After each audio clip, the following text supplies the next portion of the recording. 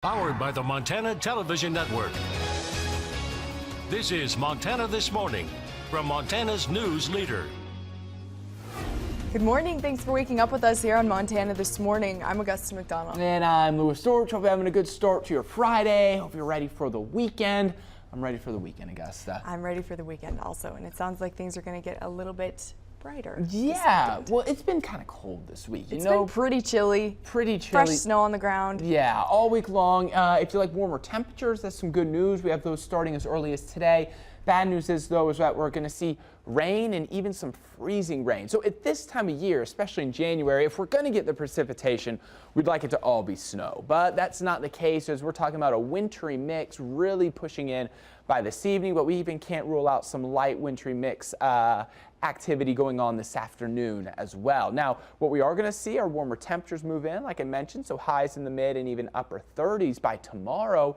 And then active weather is going to stick around with scattered rain and snow throughout next week. Now, here's a quick look at your Friday forecast. So temperatures are slowly warming up, still dealing with a little bit of inversion, so we can't rule out some patchy fog in the morning. We'll see a high of 30 in Missoula, 29 Kalispell, 31 Hamilton, 30 in Polson. Alrighty, thank you, Louis. U.S. Senator Jon Tester meets with groups of Montanans in Kalispell before heading back to Washington, D.C. next week. He also dropped by the MTN studio to talk with Chief Political Reporter Mike Dennison about the 2018 agenda for Congress and his re-election campaign. Tester, a Democrat, says he wants to work with President Donald Trump when he can on issues to advance the nation, but none of it means cutting programs like Social Security or Medicare. Speaker of the House has already said they're gonna do entitlement reform. That's code for we're gonna cut these programs, and they're gonna do it to pay for the tax bill. But the bottom line is that those programs have to remain as they are, and I'll be fighting hard to make sure that Social Security, Medicare, Medicaid, those kind of programs are there. Our elderly depend upon them. They're way too important to cut. Tester says deficit spending created by the tax cut bill is a big reason he voted against it.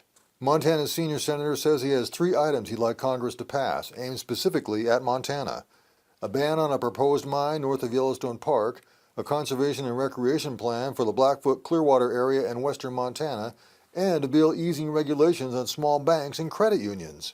Why is this important for Montana? Access to capital in rural America is critically important. The big guys aren't going to serve us.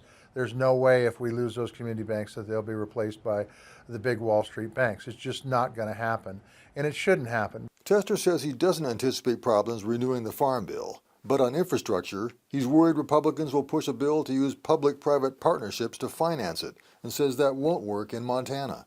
This year also happens to be an election year for Tester.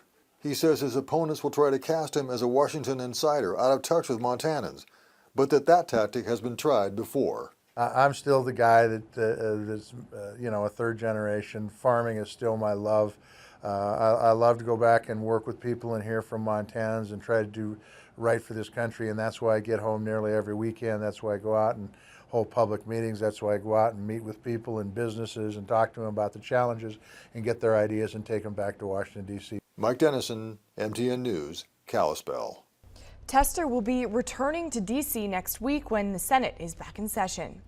And in Missoula County is starting to recruit people to help with the 2018 election season, hoping to recruit 800 workers. The election judges are the key components to running local elections, helping voters cast their ballots correctly, supervising the collection and processing of votes, and upholding election law.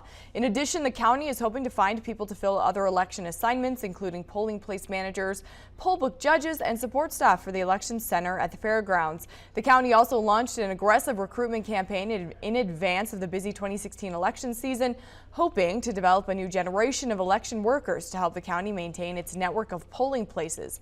If you're interested, you must be a registered voter and take training classes in February. We have sign-up information on our website. And it's not the time of year when you even think about going swimming, but for Missoula firefighters, January is exactly when they train for the unfortunate instance of you ending up in the river. Missoula Fire Department teams gathered up on the frigid banks of the Clark Fork River yesterday to start their annual training for ice rescues. Over the next few weeks, dozens of firefighters will refresh their skills for saving someone who falls into the icy water. That includes a variety of tools to safely reach someone across the water or the ice along the banks before they drift out of sight, and then getting them back to shore. That might involve using a pontoon raft as a rescue platform, tossing a line, or even using a riverboard so a rescue swimmer can reach a victim quickly. And it's a tough call since conditions can change by the hour. Firefighters say the best thing is to stay off the ice and a safe distance away from the Clark Fork, keeping your pets out of the water and not trying to rescue them if they fall in. New this morning in the Middle East, Afghan police say the death toll from the previous night's suicide attack in Kabul has jumped to 20, with another 27 policemen wounded. The attack took place on Thursday night in the eastern part of the Afghan capital, where dozens of security officers had congregated to protect a demonstration of shopkeepers that had been held earlier in the day. First reports immediately after the blast put the death toll at 6 officers, but police official Jan Enga said that by Friday morning, that number of those killed had significantly increased. No one has so far claimed responsibility for the bombing, but both Taliban insurgents and the Islamic State group's affiliate in Afghanistan have targeted the country's security forces in the past. And in Iran, a group which describes itself as an independent Iranian news agency seeking complete change of the Iranian regime, has released videos showing what it says is recent protests in the country. The clips provided by Freedom Messenger are from a number of locations. One is said to show a protest march apparently shot on Thursday night in the center of the capital of Tehran. In it, protesters shout "Death to Khomeini," "Come out, my fellow countrymen, and shout your right," and "Women join us," and "Break down fear." On the East Coast, residents up and down the coast are busy digging out from this week's massive storm. The storm has moved on, but as Henadoba explains from New York, today might actually be the day that'll ultimately be the most hazardous. A woman in Hull, Massachusetts, being rescued by a front loader. The first floor of her home flooded, as if the snow and wind brought to the East Coast by the so-called bomb cyclone weren't enough. Boston and coastal areas nearby also experienced historic flooding. It was pounding. It was hitting the seawall and going above the telephone poles. Nearly 500 National Guard members were called in to assist with flood emergencies in several states. Most places, though, are still digging out from the snow. Plymouth, Connecticut got caught off guard by almost 1.5 feet. We thought we were going to get about 6 inches. And while this round of snow has passed, the bigger danger may lie ahead, as extreme cold is expected to freeze anything that hasn't been shoveled away. Officials all down the coast are asking people to stay off the roads. Unless you're driving a Zamboni, you're not going to be able to control the vehicle, especially at higher speeds. Many of the states hit with snow yesterday may be in for another round early next week, as a system developing in the Pacific Northwest makes its way east. Henadoba, CBS News, New York. Most airports closed yesterday are expected to reopen today. Thousands of flights were canceled because of the storm. American Airlines, for one, has warned customers that scattered cancellations and delays will continue through today. Joining us now in the Storm Tracker Weather Center, meteorologist Lou Storch has our Western Montana forecast. All right, thank you, Augusta. Good morning, everyone. Hope you're having a great start to your Friday. Yeah, pretty active out to the East Coast, as we just saw there. Been pretty quiet over here with a few slight snow showers here and there, but high pressure along with inversions have been the main story for the past couple of days. How about this nice picture sent in to us by Cindy? This was down along the Bitterroot River, where having a few ice jams set up here and there. I guess starting to get to that time of year, especially with the heavy snow that we've had, cold temperatures, and then also some warmer temperatures rolling in. So just keep an eye on this, as we could see more scenes with some ice jams begin to develop, especially as we roll into next week, as temperatures are going to start to get up into the lower, even middle and upper 30s as early as tomorrow. So Cindy, thank you so much for that fantastic photo. A look at your temperatures, mostly in the 20s this morning, so really not too bad out there. Already almost at 40 in Cut Bank, 36 Great Falls, 24 Kalispell, 22 in Missoula, 24 St. Regis. We're at 26 this morning in Thompson Falls. So here's your rain and snow chances throughout the day. First for Kalispell, we have that system moving in. Notice very small amounts. Let me back up so you can see these here. Just about a 20% chance of some light rain and snow developing through the afternoon, and then it really picks up by this evening, but especially especially tonight, will go after midnight. That's when we'll have the best chance of seeing these rain and snow showers for the valley.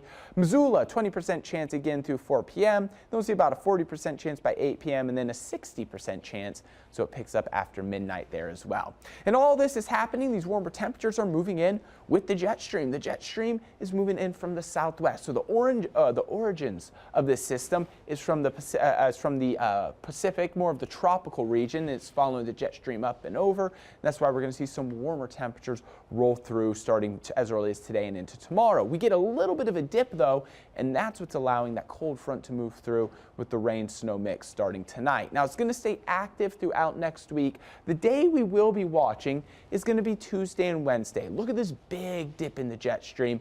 This is going to allow a cold front to move through, a better chance of everyone seeing some snow showers as we roll into Tuesday and Wednesday. Now we're still about a week out, so the details have yet to be really solidified with that, but Tuesday and Wednesday is going to be a day that we're watching, and then as we roll into the next week, even further out, temperatures start to warm back up into the 30s. Here's your 7-day forecast quickly for Missoula. 30 today, 36 tomorrow, 33 Sunday, and there we go. Better chance of some rain and snow showers Tuesday and Wednesday. Alrighty, thank you, Lewis. Montana This Morning continues right after this. First, here's a look at your birthday shout-outs.